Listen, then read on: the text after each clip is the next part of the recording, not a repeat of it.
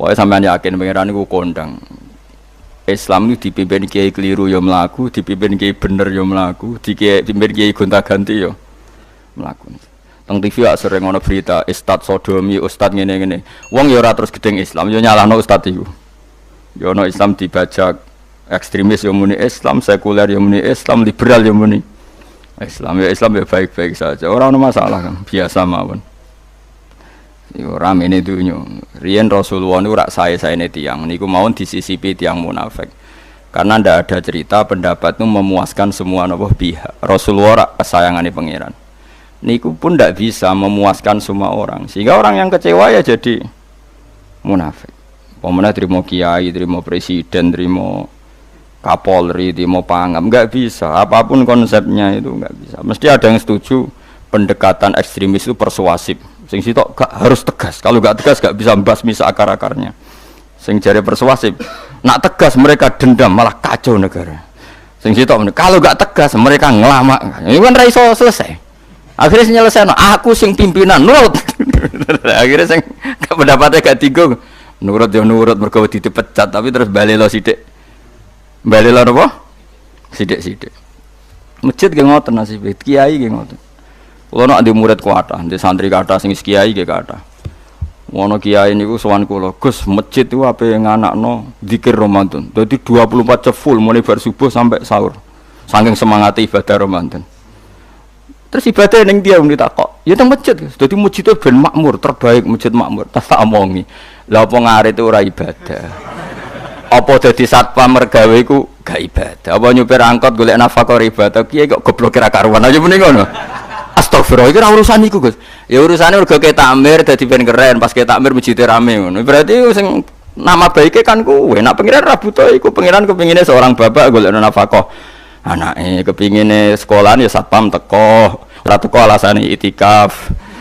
Kepingine pengiran ya bis sing tetep jalan, dadi wong sing nyetop iku ana bis aja kok mandek mergo itikaf ayo mending. Kecewa lho. Wis bae ku piye dicapik ra dukung.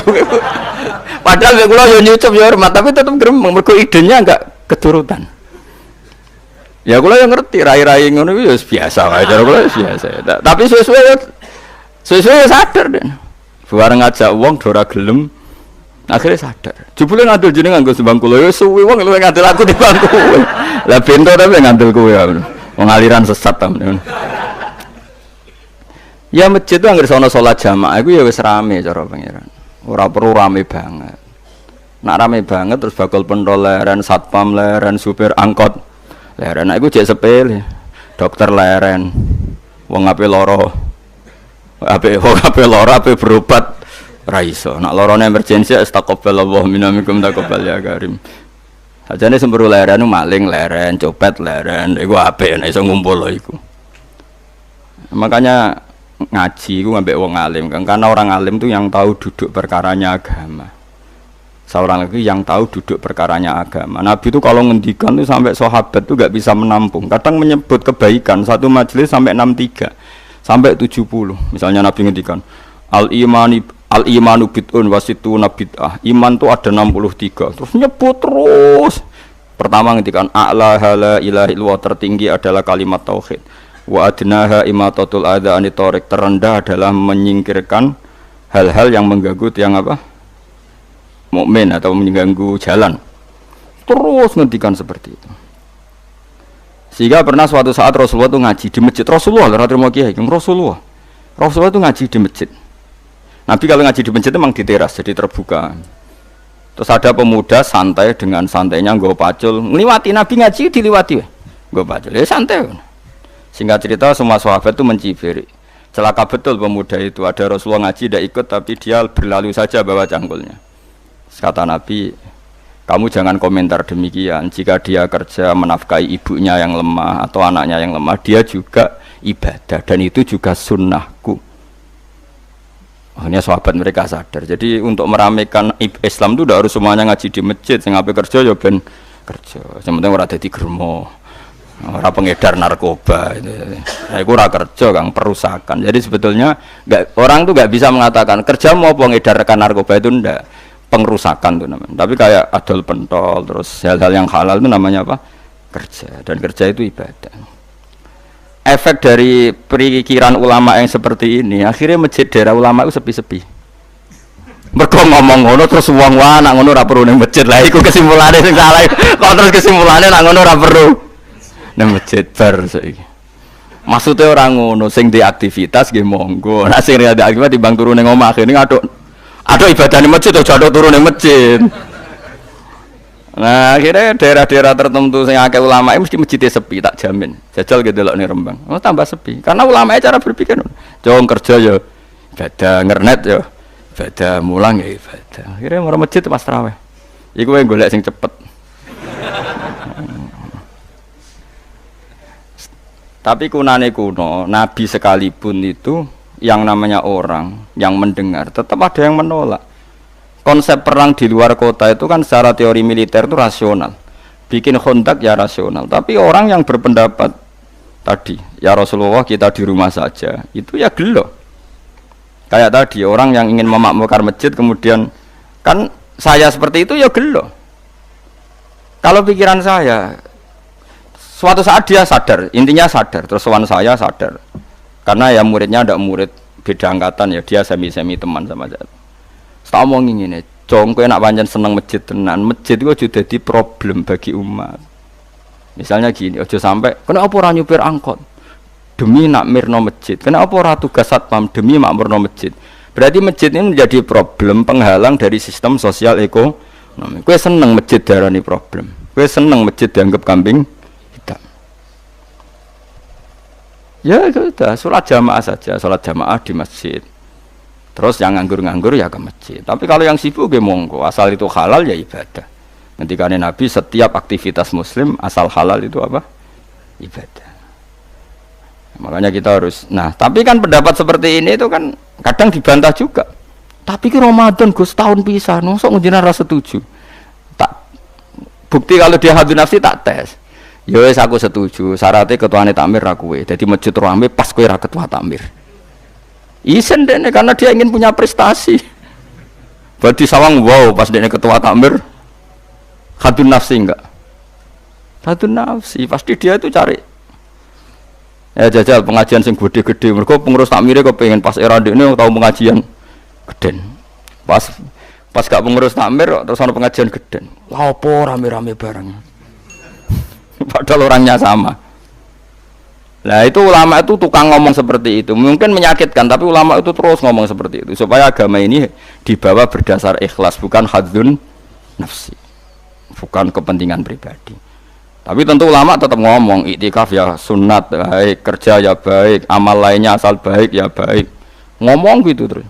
Tapi kan mangkel loh akhir ulama, karena bagi pengurus masjid baik itu pas Ramadan ya masjidnya rame. Bagi yayasan yatim piatu malape ya dikekno yayasan yatim piatu. Bagi KBIH, bagi travel amal apik ya umroh. Ya ora.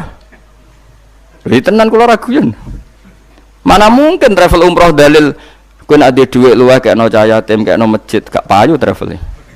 Tapi dalile al umroh ilal umroh kafaratun lima bainahuma. Umroh itu yang mengkafaroi dosa.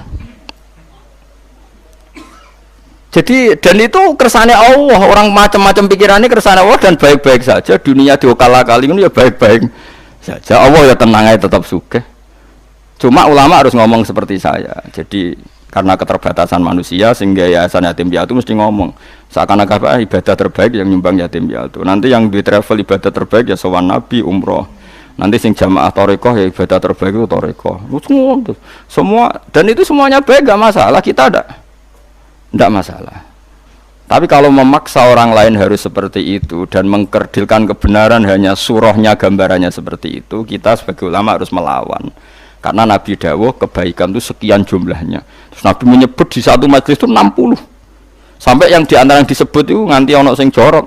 Wa fi buti ahadikum sedekah. Kowe ngeloni bojomu iku sedekah. Sampai sahabat takok, "Ya Rasulullah, masa urusan gitu ibadah?" Ayat ahaduna syahwatahu wa huwa la ilaihi ajrun. Masa urusan kelon itu ganjaran ibadah. Terus Nabi jawab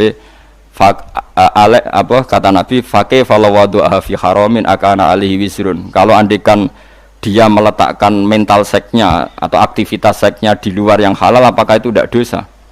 Iya ya Rasulullah. Terus kata Nabi wa kadzalika, begitulah kalau diletakkan di halal dia juga dapat apa paha.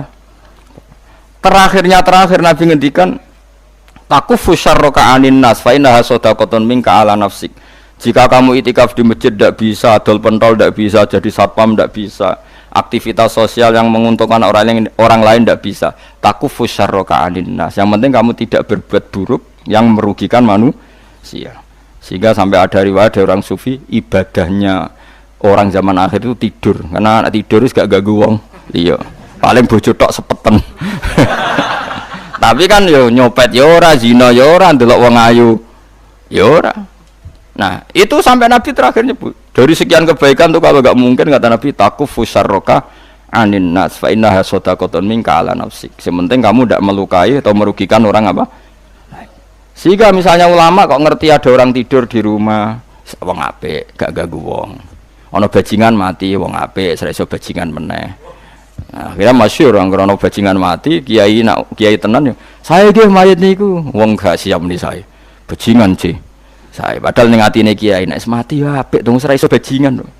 Akhir dari bajingane ya wis mati. Lho sekarang ngakhiri bajingan apik ta elek? Apik. Berarti matine elek ta apik? Apik. Maksudnya kiai ku apik matine ora apik wonge. Lah wong gak trimo pikirane apik iku. Wonge lagi kiai wis ndake pinter maksudnya. Apik ngene iki. Ngomong keberatan. Ayo ngomong apik. Ya sesuk kan wedi yo. Nggih apik. Lah itu ilmu. Jadi ngaji ilmu itu orang harus punya kesiapan pendapat meskipun itu kita tidak siap. Wa wasa antakrahu syai'a wa huwa khairul lakum. Pendapat itu meskipun kamu kadang tidak cocok, bisa saja menurut Islam itu ini lebih apa? Baik. Karena tadi kebaikan itu sekian bentuk. Bisa ulang, kebaikan itu sekian apa? Bentuk.